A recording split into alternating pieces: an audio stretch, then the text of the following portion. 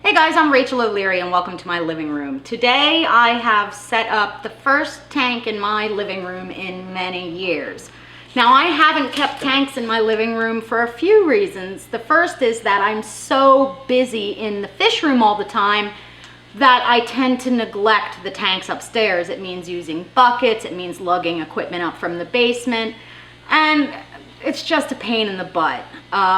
So I used to have a hermit crab tank here, but the hermit crabs over the years have whittled down to one. So I downsized that tank, and I thought it would be nice to put a little fish tank in the living room that'll be easy to maintain, easy to care for, and very simplistic in design. I had this one laying around, which is the new Fluval 5-gallon Spec, and I figured why not? So I've gathered together a few supplies and I'm gonna set it up today.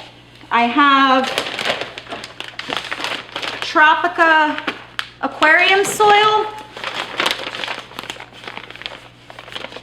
which is very similar to aqua soil in appearance, and it also reduces the pH and the hardness, which is great for plants, but it's also great for Caridina shrimp, things like crystal reds and crystal blacks, which is probably what I will end up stocking in this tank.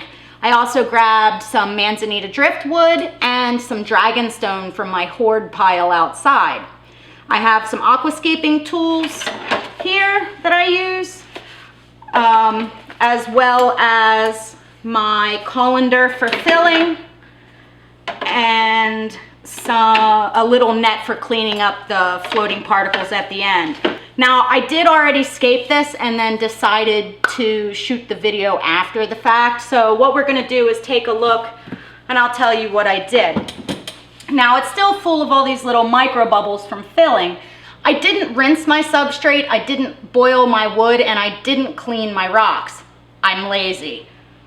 Basically, I'll let the filter take care of that. Now, the filter in this particular tank comes with ceramic rings and carbon, as well as the foam filtration. And the carbon will take out a lot of the tannins that will be released from this wood. I kind of lucked out in that this wood sank right away.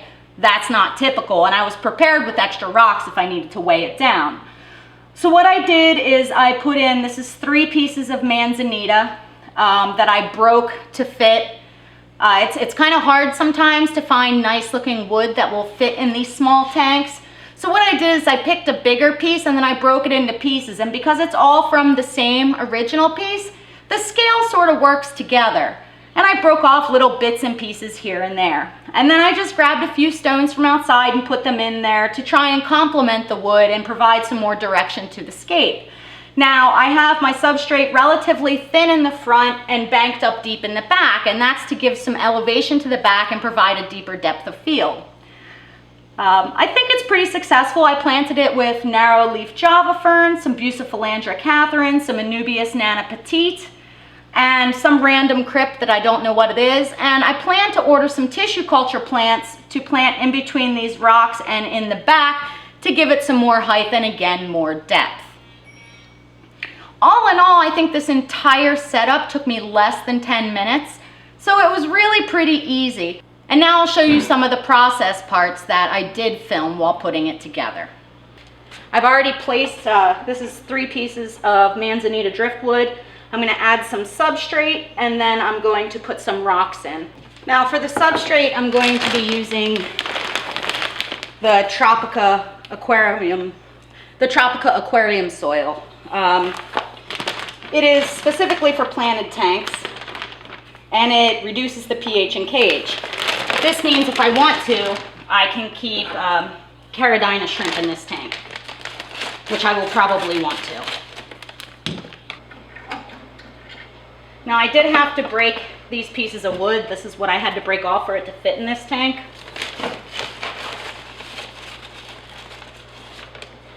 The other thing that's nice about these little balls of substrate is that it allows the plant roots to really take grip and utilize the nutrients. Now I've just picked a few stones from outside to use as complementary pieces in here. simply because I've recently done rockscapes, I've recently done woodscapes, but I haven't done much that was a combination. So I wanted to give that a try. It's really important when you're doing a scape to make sure you step back and look at it frequently so that you get a good idea of how it's progressing. So this is my basic layout that I'm going to do. Now I'm going to run down to the fish room and grab some plants and just fill a little bit so that I can put some plants in there. So this is the tank completely filled. I have plugged in the filter and turned on the lights. You may have noticed that I didn't rinse my substrate, scrub my rocks, or boil my driftwood. I just don't normally bother. I'm not in a big hurry to stock this tank. And by using my colander, the water ends up being very clear. Now I did leave the carbon in the filter that came with it, but that'll just remove some of the tannins and staining from the initial wood setup. Now I still have some tweaking to do on this tank. I need to adjust some of the rocks. I need to order some tissue cultured plants so that I can plant the foreground. But all in all, for a 5-minute effort, I think it's turned out pretty well. And I sure like having a tank in my living room again.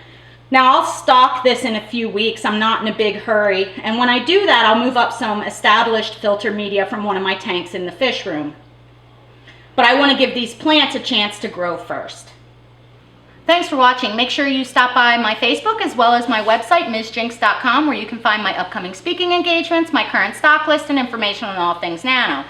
As always, let me know in the comments below if you have any questions, suggestions, or opinions about this little tank I just set up. Now I probably won't stock it for a few weeks, but it's kind of nice to have a little slice of nature in my living room again.